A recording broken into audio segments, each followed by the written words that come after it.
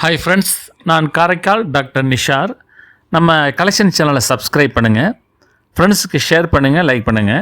இன்றைக்கி நம்ம பார்க்குறது குவைத் நாட்டுடைய 1 தினார் கரன்சி நோட்டை தான் நம்ம பார்க்குறோம்.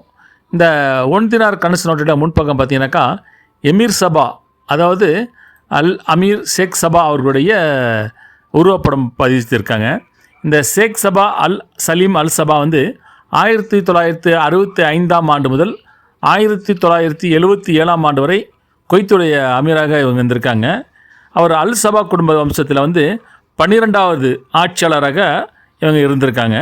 இவங்க 1977 அன்று இறக்கும் வரை குவைத்து நாட்டுடைய ஆட்சியாளராக இருந்து பதவி வச்சுருக்காங்க. ஒரு இன்ட்ரெஸ்டிங்கான கரன்சி நோட்டு இது.